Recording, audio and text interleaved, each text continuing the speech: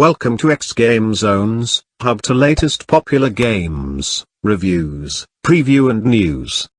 Pillars of Eternity's port to the Switch is a great port indeed. It brings the modern classic to the handheld scene for on-the-go awesomeness. The only lacking feature of this entire release is the controls. Had they included touch capabilities, it would have set it far apart from the other console releases. As it stands now, the mediocre controls truly hinder the game itself. Yet at the same time, the core gameplay is still there, and it's still awesome. While the controls are flawed, it's still playable. Just don't expect perfection.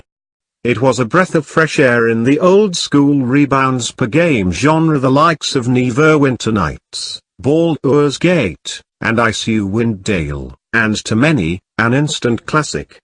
Moving into late 2017, the company brought their new rebounds per game onto the console scene with a complete edition for both the PlayStation 4 and Xbox One.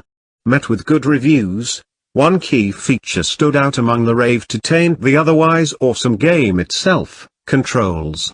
Which is why I was rather excited to see Pillars of Eternity come to the Nintendo Switch. The controls could possibly be an issue still, but the Switch has one thing the other two consoles don't: touchscreen. Please subscribe in our YouTube channel and follow and like us on Facebook #xgamezones. Visit our site at www.xgamezones.com for more gaming review.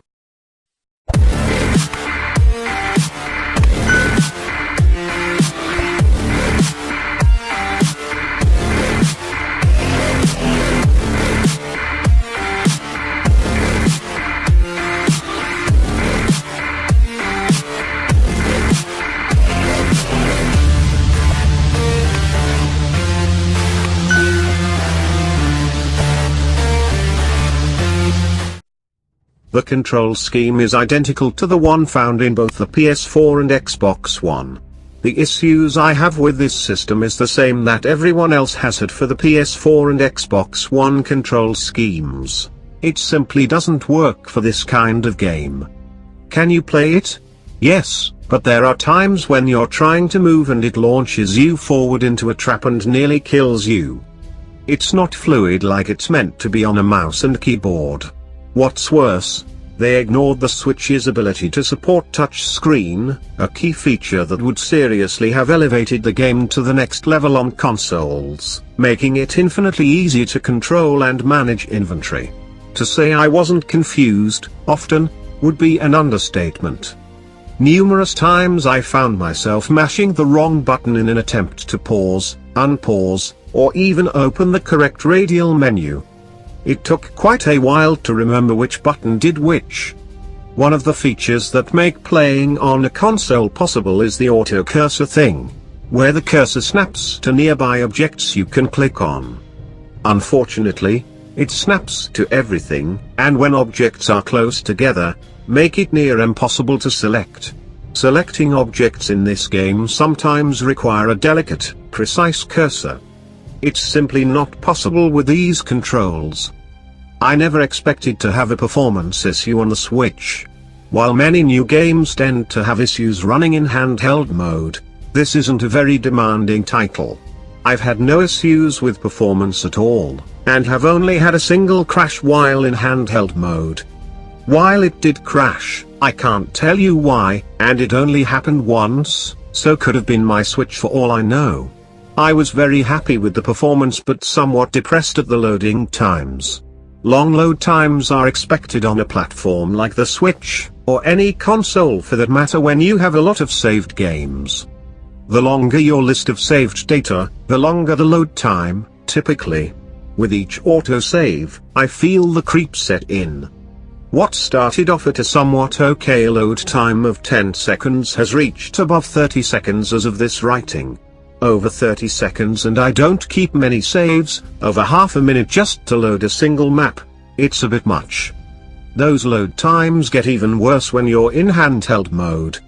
Thankfully I keep my Switch docked, but I can see this becoming an issue for gamers on the go.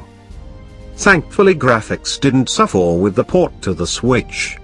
This is something, again, I expected, as while Pillars of Eternity is a gorgeous game, it doesn't take a lot of hardware to run. Even still, some games suffer from becoming a port, and sometimes the graphics get washed out a bit. I can honestly say I don't see a difference between this version and the PC version at all. Pillars of Eternity is by no means a perfect game, but I love it nonetheless.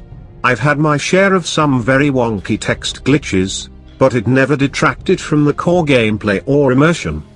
There's a good reason why over 70,000 people backed this game.